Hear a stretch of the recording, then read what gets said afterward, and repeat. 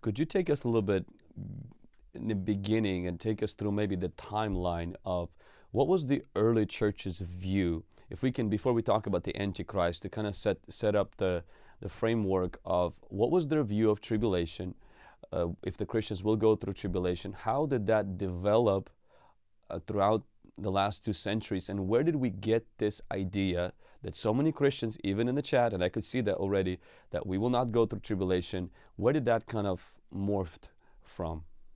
Yeah, where did it come from? Yeah.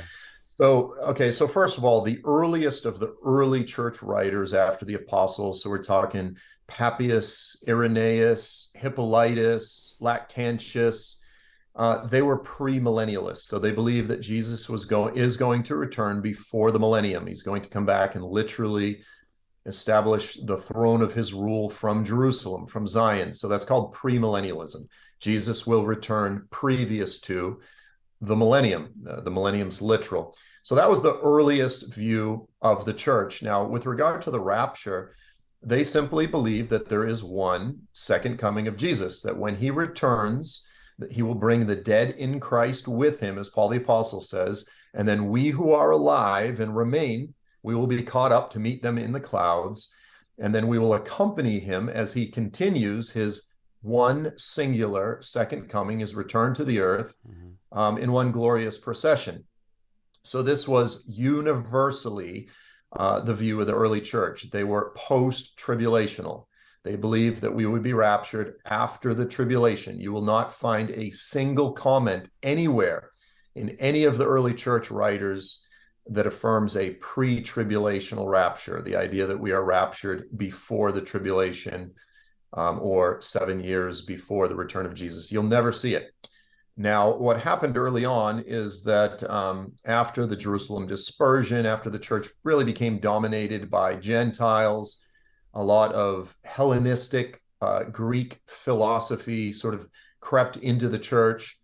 And after Augustine, the church largely left premillennialism behind, and they embraced amillennialism, the idea that we're in the millennium now. It's really an allegorical millennium, and this type of thing. So you lose a lot of the solid, more proper eschatology of the early church, but they maintained a post-tribulational view.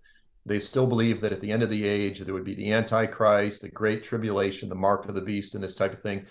And when you read the writings of the early church writers, they all universally understood this to be the final test. You know, the church will go through tribulation, we'll go through trials, we'll all go through difficulties. We all have to embrace our cross, suffering and being persecuted for the name of Jesus. This is universal. This is to be expected by every Christian. This is Christianity 101.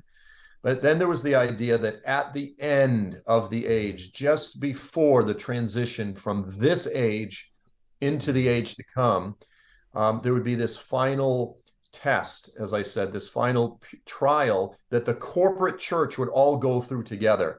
And this would be an unprecedented time of trial and testing. And this was something that it sort of hovered over the heads of Christians throughout history. There was always the idea that this time of testing could come upon us rapidly, and we need to be prepared specifically because, and this is the reason, Vlad, is because during that time, many would lose their faith. Many would abandon the faith and walk away. And so when we talk about preparation, it was not primarily, you don't see Christians primarily throughout history talking about storing up food and weapons. You see Christians preparing their hearts so that they can stand the trial, so they can escape the tribulation, not with their lives, not that they would escape the tribulation and just survive. I mean, that's always sort of in the back of people's heads. We're human. But the idea was that we would escape the tribulation with our souls, with our faith intact. And you see these exhortations, you see this call throughout the history of the early church. Now, then, of course, you move all the way up to the Reformation, the 1500s, and the church starts studying the Bible. You have the actual Reformation, the break from the Protestant church, from the Roman Catholic Church. And then over the next few hundred years, as people are returning to study the scriptures themselves, you had a lot of confusion with regard to eschatology. You had a lot of Protestants, a lot of the reformers embracing post-millennialism. That's the idea that we as the church would actually usher in this millennial golden age. And then after the millennium, Jesus would return. That's post-millennialism. It's a very unusual view, but we start seeing that quite a bit during the reformers. But then it was not until literally the 1800s. Now, you'll see a smattering of some weird ideas, weird end time ideas. Occasionally, you see a few people who talk about something that looks like a pre-tribulational rapture. You'll see a few of these statements in the 1600s and 1700s, but really these are just individuals that were confused. You know, they had confused eschatology, which is to be expected.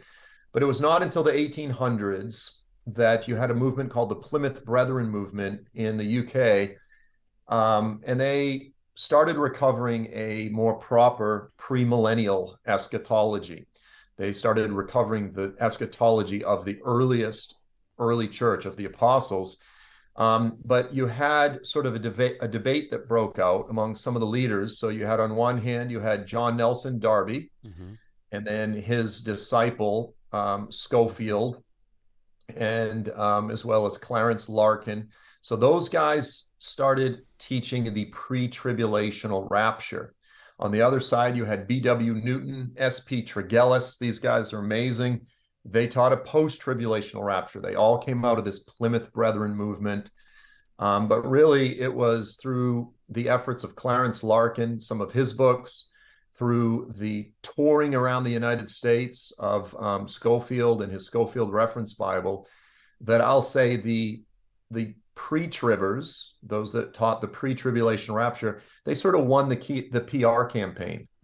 They sort of won the hearts and minds of the American church. And so coming into the 1900s, last century, pre-tribulationalism dominated the landscape of American evangelicalism.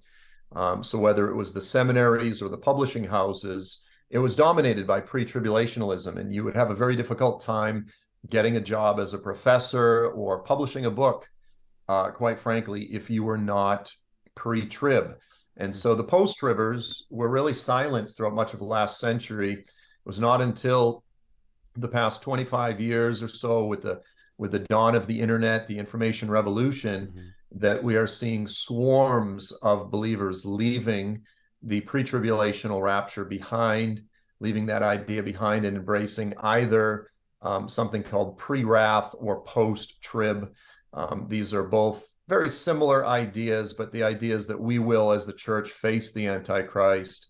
We will endure most of, if not all of, the Great Tribulation. And this is indeed what the New Testament teaches. This is what the apostles taught.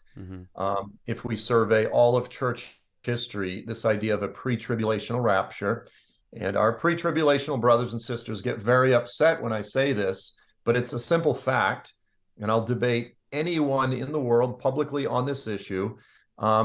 It's a novel. It is a relatively newer, modern, novel doctrine, not seen taught in the history of the church until just a little over 200 years ago, when it was really codified, again, by dispensationalists like John Nelson Darby, and it's dominated. And because it's dominated the United States, it's then spread out to the world, unfortunately. I know, Pastor Vlad, you said coming from the UK, formerly growing up under the Soviet Union, persecution was sort of part and parcel of what you expected as a Christian. And so this whole idea of a pre-tribulational rapture, that was unheard of until you come to the United States, the land of comfort, and a lot of this sort of pre-tribulational teaching dominates.